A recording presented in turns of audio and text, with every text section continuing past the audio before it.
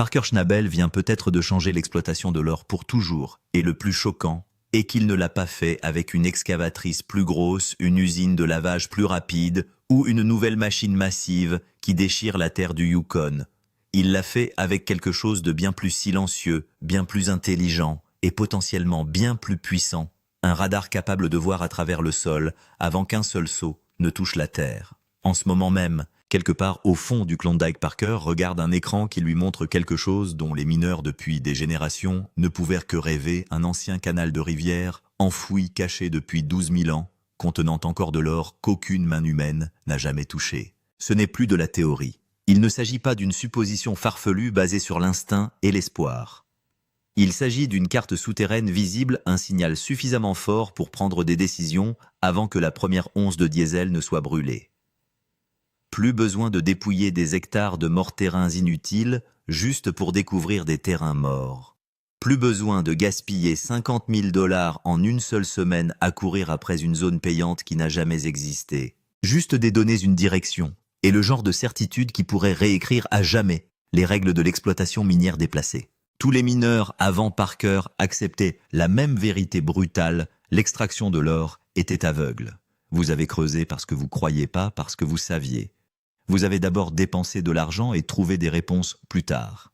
Des fortunes entières ont ainsi disparu ensevelies sous les graviers, la boue et les mauvaises décisions. Dans le Klondike, certaines revendications sont devenues des légendes, tandis que d'autres sont devenues des cimetières coûteux de machines brisées et de rêves brisés. Parker connaît ce terrain mieux que quiconque.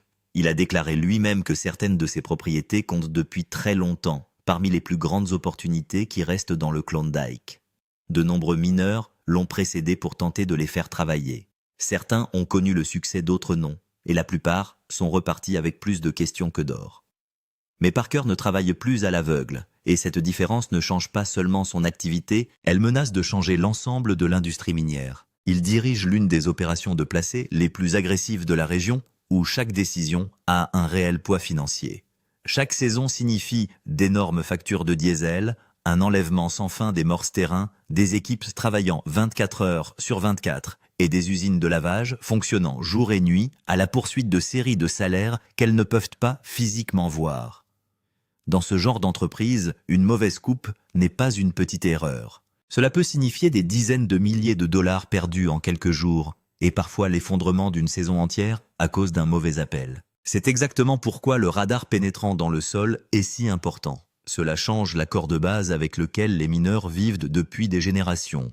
Au lieu de creuser d'abord et d'espérer ensuite, Parker peut désormais voir avant de bouger. Dans une entreprise où un faux mouvement peut détruire instantanément l'élan, ce n'est pas seulement un avantage, c'est tout. Même pendant les opérations actives, une seule défaillance peut déclencher le chaos.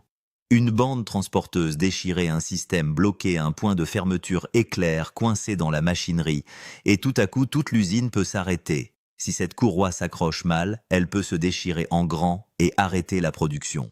Ensuite tout le monde est appelé, Alec, Liam, quiconque est disponible, parce que chaque heure perdue signifie que plus d'argent saigne. Dans ce genre d'environnement, éliminer les mauvaises décisions avant qu'elles ne se produisent devient plus précieux que trouver de l'or lui-même. La version courte du fonctionnement de ce radar semble simple, mais l'effet est énorme. L'unité envoie des impulsions d'énergie électromagnétique directement dans la Terre. Lorsque ces impulsions atteignent une limite entre deux matériaux différents, comme du gravier meuble reposant sur un substrat rocheux solide, une partie de ce signal rebondit vers la surface. Un récepteur capte ce retour, et un ordinateur le transforme en une image transversale de ce qui est caché sous terre. La façon la plus simple de le comprendre est la suivante, c'est comme une échographie pour la Terre.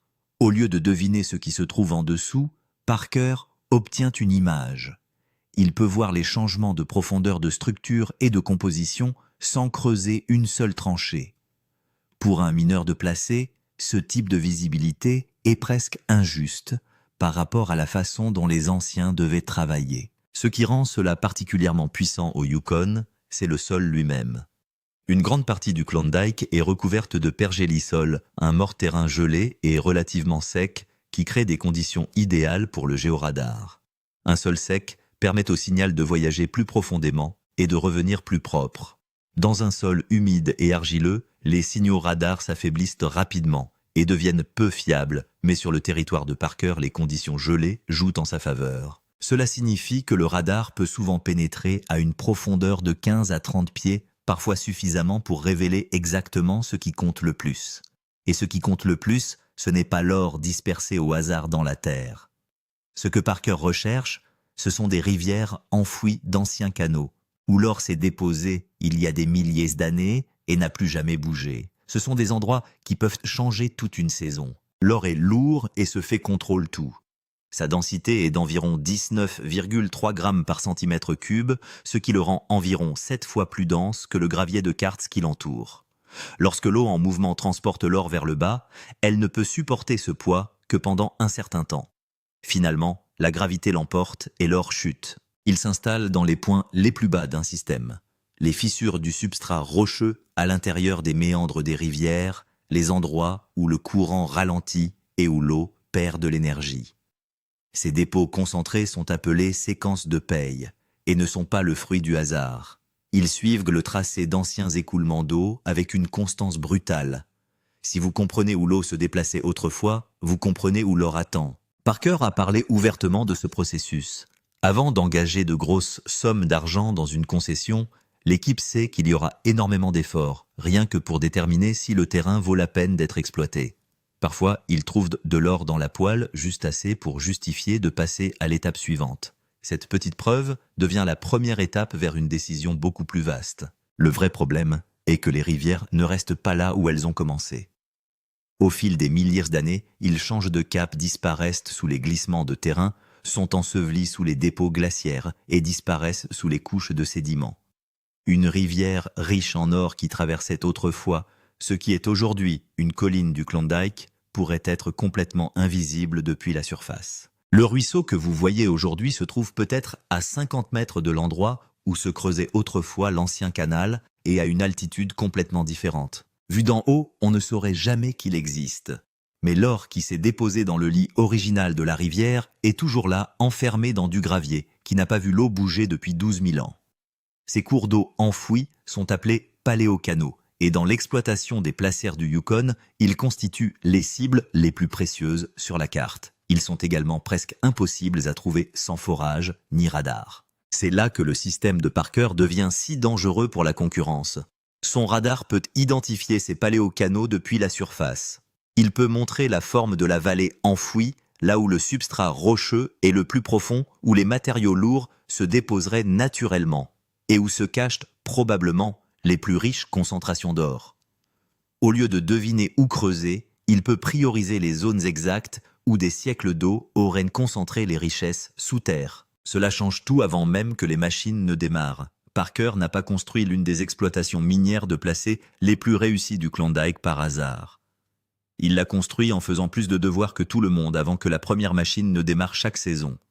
Le géoradar n'est que la couche la plus récente d'un système beaucoup plus vaste qu'il peaufine depuis des années. Cela commence par l'histoire. Le Klondike est exploité depuis les années 1890 et chaque exploitation sérieuse a laissé derrière elle des documents anciens, journaux de production, études géologiques historiques, de réclamations rapports des équipes qui ont exploité ces ruisseaux il y a des générations.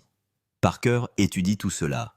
Il a clairement indiqué que comprendre où les mineurs précédents ont creusé, ce qu'ils ont retiré et ce qu'ils ont laissé derrière eux est l'un des travaux les plus précieux qu'il accomplit avant même le début de la saison. Les anciens n'étaient pas dupes. Ils avaient un instinct construit au fil des décennies sur le terrain, et beaucoup d'entre eux pouvaient mieux lire le terrain que la plupart des équipages modernes. Mais ils travaillaient avec des outils manuels, des forages limités et du matériel tiré par des chevaux. Ils ne pouvaient pas chasser un paléo-chénal enfoui à 30 pieds sous une crête parce que la technologie n'existait tout simplement pas. Parker le peut. Cela signifie que ces anciens documents ne sont pas seulement de l'histoire, ils constituent une carte de ce qui était accessible grâce à la technologie des années 1930 ou 1950, et non une carte de ce qui reste réellement souterrain. Un journal de production de 1947, montrant qu'une équipe a travaillé sur un chantier, a obtenu des chiffres moyens et est passée à autre chose, pourrait ressembler à une preuve d'un terrain médiocre. Mais Parker le lit différemment. Cette équipe n'a peut-être travaillé que l'expression superficielle du gisement. Si la géologie suggère un paléocanal enfoui sous ce banc, il se trouvait peut-être directement au-dessus d'une zone beaucoup plus riche et ne s'en sont jamais rendus compte. Les archives historiques racontent à Parker ce qui a été trouvé. Le radar lui indique ce qui a été manqué. Vient ensuite le forage et l'échantillonnage géochimique. Avant même que l'équipement lourd n'atteigne un nouveau terrain, son équipe est déjà sur place pour prélever des échantillons de sol sur une grille, tester des modèles, comparer les signaux minéraux et chercher la confirmation que l'histoire souterraine correspond à ce que suggère le radar. Les gens comme Liam qui dirigent des programmes de forage ne se contentent pas de vérifier les détails, ils vérifient si une décision à $1 million devrait être prise. C'est pourquoi cela représente plus qu'une machine ou une saison. Parker construit un système minier où l'intuition s'appuie sur des preuves où le vieil instinct rencontre la précision moderne. Il ne se contente pas de trouver de l'or plus rapidement. Il supprime l'échec avant qu'il ne commence. Et si ce système continue de fonctionner, ce qu'il changera ne sera pas seulement son propre avenir au Yukon, mais aussi celui de l'exploitation des placés elle-même. Les résultats du laboratoire montrent des traces de concentration d'or dans toute la région. L'or ne reste pas parfaitement enfermé au même endroit pendant des milliers d'années. Les particules microscopiques migrent légèrement à mesure que le matériau environnant s'altère. Un motif cohérent de traces d'or dans une zone indique à Parker qu'il y a probablement quelque chose de plus riche en dessous. Ce n'est pas une preuve, mais c'est un signal suffisamment fort pour pointer le radar. Cette étape compte plus qu'il n'y paraît. L'échantillonnage du sol sur une vaste zone de réclamation coûte relativement peu cher par rapport au déplacement d'équipement. Cela prend du temps et du travail sur le terrain, mais cela génère une carte thermique indiquant où l'or est présent à toute concentration détectable. Lorsque Parker superpose cette carte thermique à ce que suggèrent les documents historiques concernant l'ancien modèle de drainage, puis exécute le GPR sur les zones qui apparaissent sur les deux, il ne devine pas. Il travaille à partir de 3 sources de preuves indépendantes, pointant toutes vers la même cible. Vient ensuite l'enquête GPR elle-même. Parker est sur ce véhicule à 4 roues, où parcourt la concession, avec l'unité parcourant des lignes d'arpentage sur le sol, les documents historiques et les échantillons de sol étant signalés comme intéressants. Le profil radar apparaît à l'écran couche par couche, profondeur par profondeur. Il recherche la forme du substrat rocheux, là où il plonge bas, là où il s'élève, là où il présente la forme en U, caractéristique d'un ancien canal creusé. Si le profil montre une vallée enfouie traversant le Claim, et que les échantillons de sol ont montré des traces d'or élevées au-dessus, et les anciens enregistrements montrent un ruisseau qui traversait cette zone avant qu'un glissement de terrain ne l'enterre. Nous n'en savons pas vraiment grand-chose. Si l'or n'est pas là, vous aurez très vite des ennuis. C'est donc comme une carte avec les résultats des forages. Résultat sonore, Australia Creek. C'est une convergence. C'est là que Parker pointe ses excavatrices. Les lignes d'enquête comptent également. Parker n'effectue pas 1 ou 2 transects sur une concession et ne déclare pas que c'est terminé. Une étude GPR appropriée d'une zone cible signifie tracer des lignes parallèles suffisamment rapprochées pour que vous puissiez construire une image tridimensionnelle du sous-sol. L'espacement dépend de la profondeur de la cible et de la complexité de la géologie. Sur un terrain simple, des lignes tous les 10 à 15 pieds peuvent donner une résolution suffisante. Sur un terrain plus complexe, vous allez plus serrer. Le résultat est un modèle volumétrique. Non seulement il y a quelque chose en bas, mais le canal s'étend dans cette direction à cette profondeur avec cette largeur et la partie la plus profonde du substrat rocheux se trouve ici. Ce sont ces informations qui constituent la prochaine étape, les travaux de forage. Et puis même avec tout ça, il continue à exercer. Des trous d'essai sont creusés dans le sol aux intervalles suggérés par le profil radar. Ces trous tirent le matériau réel. L'équipe de Parker le traite, mesure la teneur en or en onces par mètre cube, et ce chiffre lui indique ce que vaut réellement la saison sur ce terrain. La technologie ne remplace pas le forage, cela rend le forage plus intelligent. Au lieu de disperser 30 trous de test sur une concession dans l'espoir de trouver le salaire Parker, place 12 trous exactement là où les données indiquent qu'il faut chercher. Le taux de réussite augmente, les déchets descendent. C'est le système. Les documents historiques lui indiquent où chercher. Des échantillons de sol confirment le signal. Le GPR cartographie ce qui se trouve sous terre. Le forage confirme la teneur. Chaque étape réduit l'incertitude. Chaque étape rend la suivante plus précise. Et au moment où Parker engage tout son équipage et son équipement sur un terrain, il a déjà éliminé la plupart des raisons pour lesquelles une saison peut mal tourner. Combien coûte une mauvaise semaine et quelle bonne semaine revient? L'économie de l'exploitation déplacée est brutale lorsque les choses tournent mal et extraordinaire lorsqu'elles se passent bien. Parker gère de gros équipements, des excavatrices, des bulldozers, une usine de lavage qui doit continuer à fonctionner. Carburant seul sur une opération du Klondike, sa taille peut coûter des milliers de dollars par jour. Ajoutez à cela les heures d'équipement, les salaires des équipes et la courte saison du Yukon, généralement de 16 à 20 semaines de production réelle. Et le coût d'une semaine de brûlage sur un mauvais terrain est très élevé. Une semaine d'opération complète dans une zone morte, un terrain sans série de salaires ou avec des salaires trop maigres pour couvrir les coûts, peut engloutir 50 000 dollars sans rien avoir à montrer. Empilez 2 ou 3 de ces semaines ensemble et peu importe la qualité du reste de la saison. Les calculs ne s'en remettent pas. Maintenant retournez-le. Or, retournez. En 2024, le cours s'échangeait au-dessus de 2300 dollars l'once, des niveaux que l'industrie n'avait jamais connus auparavant. Prix de l'or. Ouais. Je n'aime même pas en parler ou le regarder. Moi non plus, car cela devrait être illégal. C'est à cette hauteur, n'est-ce pas? À son apogée, l'exploitation de Parker a déplacé suffisamment de matériaux pour extraire bien plus de 1000 onces en une saison. À ces prix-là, trouver le bon terrain n'est pas seulement une bonne exploitation minière. C'est la différence entre une saison qui vaut 2 millions de dollars et une saison qui en vaut 4. Le radar n'ajoute pas quelques pourcents d'efficacité à l'opération. Utilisé correctement, il peut rediriger la production d'une saison entière vers un terrain réellement payant. C'est l'argument économique en faveur du GPR en une phrase. Cela coûte une fraction de ce que coûte une mauvaise semaine, et cela réduit considérablement le nombre de mauvaises semaines. Il y a une autre dimension à cela dont on ne parle pas assez. Au Klondike, le positionnement de l'équipement est extrêmement important. Déplacer une grosse excavatrice d'une partie d'un claim à une autre ou interrompre une opération de lavage pour déplacer le terrain ne prend pas 2 heures. C'est un engagement logistique. Chaque repositionnement coûte du temps et du temps. Dans une saison de 16 semaines, cela vaut plus que presque tout le reste. Lorsque Parker demande par où commencer à creuser et que ce n'est pas la bonne décision, le coût ne se limite pas au carburant brûlé sur la mauvaise terre. C'est le temps perdu à se repositionner, l'élan brisé et la pression croissante sur les semaines restantes de la saison. JPR s'attaque directement à ce problème. Lorsque Parker étudie un nouveau terrain avant d'y investir son équipement, il ne se contente pas de découvrir où pourrait se trouver l'or.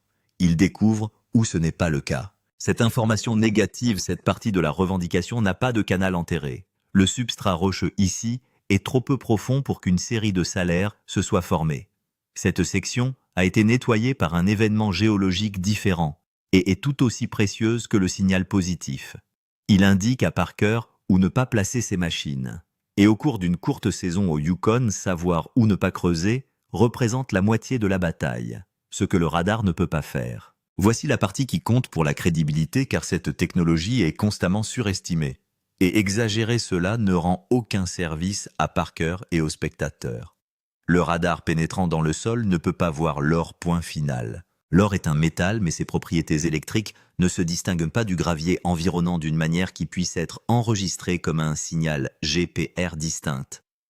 Le radar montre la structure Parker, la profondeur du substrat rocheux, les limites des couches et la géométrie du canal. Cela lui montre où coulait une vieille rivière. Cela lui montre où se trouvent les poches rocheuses les plus profondes. Cela lui montre l'endroit où une ancienne vallée traversait le paysage il y a des milliers d'années. Cela ne lui montre pas d'échelle de rémunération. Cela lui montre où une séquence de paix est la plus susceptible d'exister. Cette distinction est tout. Le radar est un outil probabiliste, pas une carte au trésor. Il restreint la recherche de 100 sites de fouilles possibles à 5 ou 6 cibles de haute confiance. Ensuite, l'expérience de Parker, ses recherches historiques, ses données d'échantillons de sol et ses sondages font le reste du travail. Chaque couche de son système compte toujours. Le GPR ne fonctionne pas. Ces couches sont obsolètes. Cela les rend plus ciblées, plus efficaces et plus susceptibles de converger vers la bonne réponse. Mais cela ne peut pas suffire seul.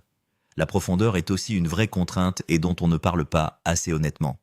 Dans un sol plus humide ou argileux, le signal GPR se dégrade considérablement dès les premiers mètres. Les conditions de pergélisol gelé qui rendent le territoire du Yukon de Parker propice à une pénétration profonde des radars n'existent pas partout dans le Klondike.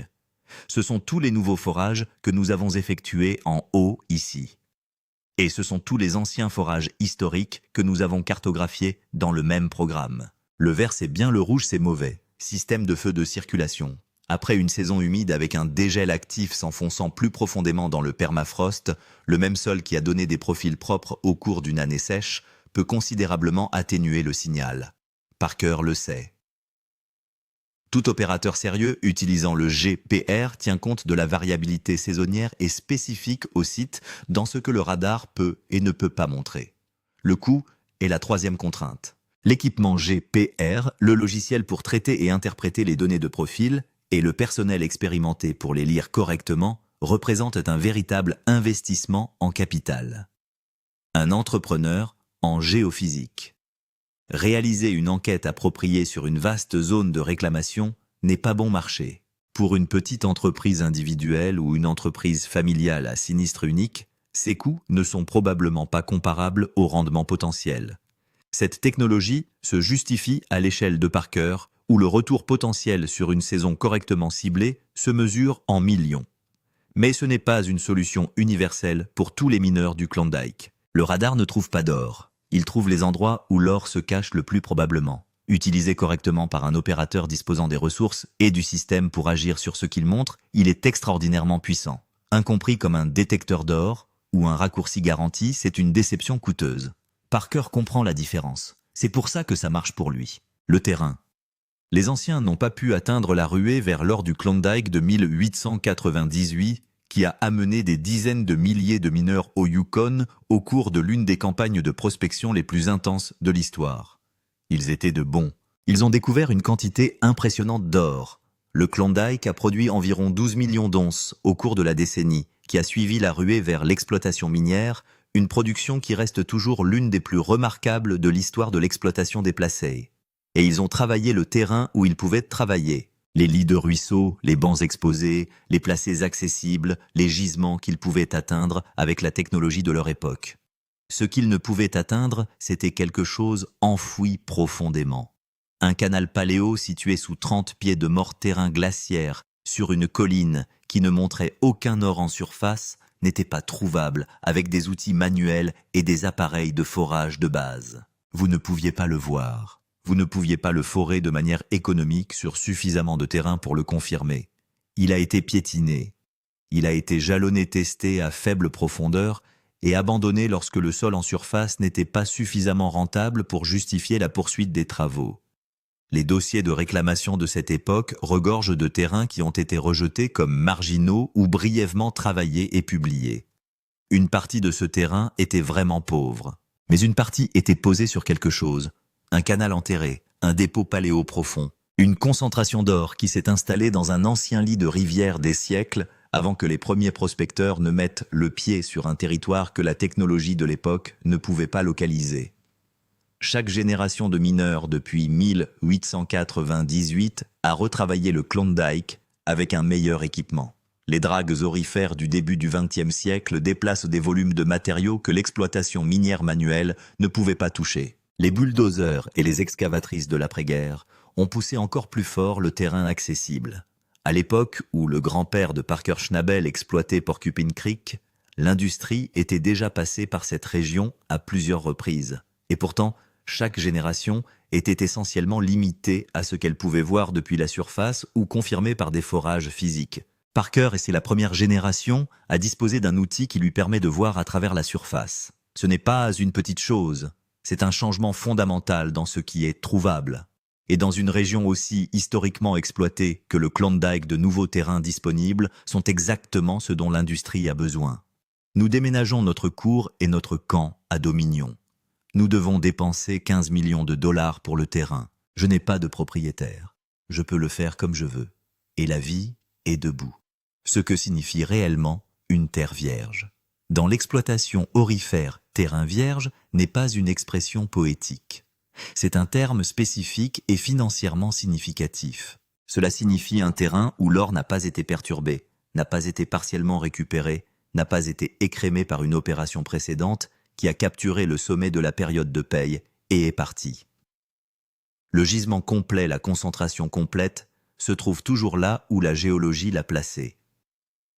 Dans une région aussi fortement minée que le Klondike, il est presque impossible de trouver de véritables terrains vierges à la surface des gisements. Ces affirmations ont disparu. Ils ont été exploités en 1900, retravaillés en 1940 et retravaillés à nouveau en 1980. Ce qui reste à la surface est soit de mauvaise qualité, soit épuisé. Mais les canaux paléoprofonds sont différents. Un chenal de rivière enfoui qui repose sous 25 pieds de mort terrain depuis le dernier maximum glaciaire n'a jamais été touché. Personne ne l'a trouvé parce que personne ne pouvait le voir. Si le radar de Parker lui montre un canal paléo non exploité sur un claim dont la surface a été travaillée et abandonnée, et que les trous d'essai confirment qu'il contient de l'or véritable, ce qu'il regarde n'est pas un gisement marginal. Il étudie un gisement complet et intact dans l'une des régions productrices d'or les plus riches de la planète. Le calcul sur un canal profond vierge est complètement différent du calcul sur un sol en surface retravaillé. Lorsqu'une opération précédente a déjà traversé un banc ou un lit de ruisseau, ce qui reste est ce qu'ils ont manqué les fines qui ont traversé leur système de récupération, les coins pour lesquels il ne valait pas la peine de déplacer l'usine, les zones minces entre les salaires les plus riches. Vous pouvez gagner de l'argent avec ce matériel, mais vous exploitez les marges. Aucun canal profond vierge n'est passé par le système de récupération de qui que ce soit. Il n'est pas partiellement épuisé. Si la note est là, la totalité du dépôt est là. Pour l'exploitation de Parker, un seul canal profond confirmé pourrait représenter plus d'or récupérable que 2 ou 3 claims de surface réunis. C'est pourquoi la recherche est importante. C'est pourquoi Parker est là avec le radar avant que les machines ne bougent. La surface du Klondike est exploitée depuis 120 ans. L'avenir de l'exploitation minière sérieuse déplacée dans cette région se trouve sous terre dans les vallées enfouies et les anciens lits de rivières que les anciens ne pouvaient pas voir et sur lesquels chaque génération suivante a marché sans savoir ce qu'il y avait sous leurs bottes. C'est ici que l'authenticité de cette histoire compte. Parker Schnabel est un véritable exploitant qui gère une véritable entreprise au Yukon. Ce qui est documenté publiquement sur son approche, à travers Gold Rush, à travers des interviews, à travers des déclarations accessibles au public, c'est qu'il prend l'exploration et la sélection du terrain au sérieux, qu'il utilise largement les données historiques et qu'il investit constamment dans de meilleurs équipements et de meilleures méthodes lorsque le rendement le justifie.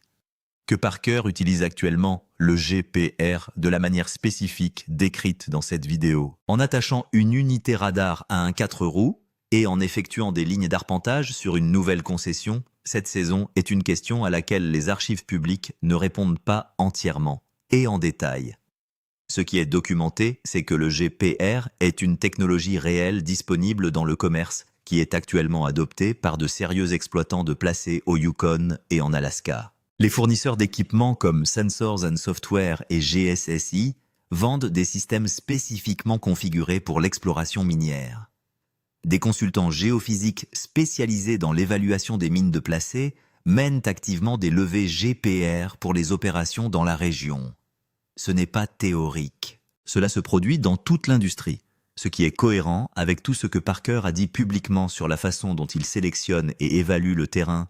C'est qu'une technologie comme le GPR correspond exactement à sa méthodologie. Il a parlé ouvertement de l'importance de faire des recherches avant les fouilles, de comprendre la géologie d'un claim avant d'y engager du matériel, de tirer des leçons des données de production historique pour déterminer ce qui a été manqué, plutôt que simplement où cela a été trouvé. D'accord, envoyez-moi les résultats comme vous le pouvez, et je vais commencer à examiner l'équipement et à voir ce que vaut l'endroit d'un point de vue non-sol.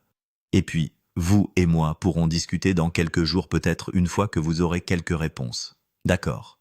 Laissez-le-moi.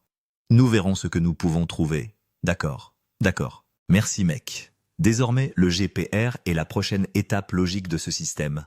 Un opérateur avec ses ressources, sa sophistication et son approche déclarée de l'exploration est exactement pour qui cette technologie a été conçue.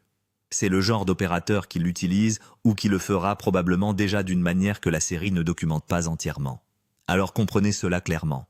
L'histoire n'est pas que Parker a inventé quelque chose d'exclusif. Le GPR existe depuis des décennies.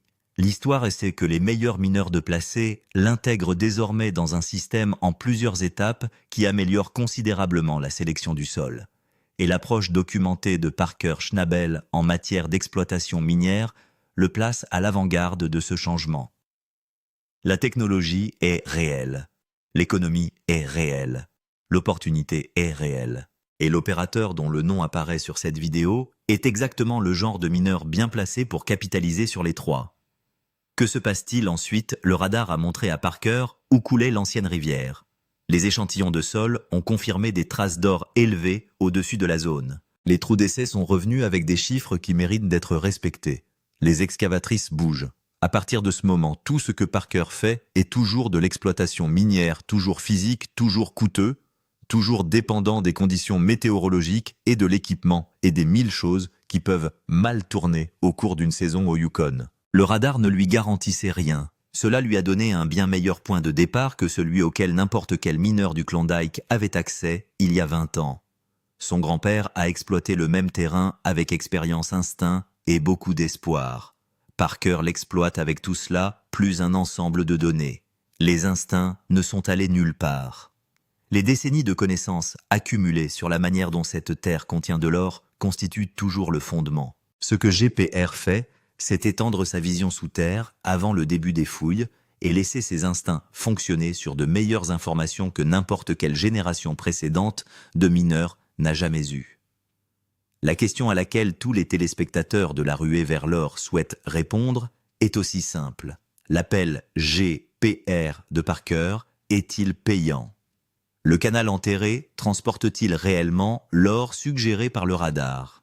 La saison sur ce terrain rentabilise-t-elle l'investissement? Ou le Yukon prouve-t-il que même la meilleure technologie ne peut toujours pas surpasser un mauvais tirage? Cette réponse sort de terre. Mais voici ce que nous savons. Parker ne devine pas. Il n'espère pas. Il travaille à partir de l'image la plus complète de ce qui se trouve sous terre, à laquelle tout mineur de cette région ait jamais eu accès. Et à 2300 $, l'once si ce canal enterré fournit ce que suggèrent les données, cela pourrait être l'appel au sol le plus précieux qu'il ait effectué dans sa carrière. Le Klondike cache une partie de son or depuis 12 000 ans. Le radar vient de le trouver.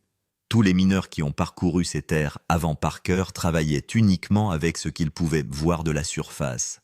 Ils travaillent avec ce que personne n'a jamais pu voir jusqu'à présent.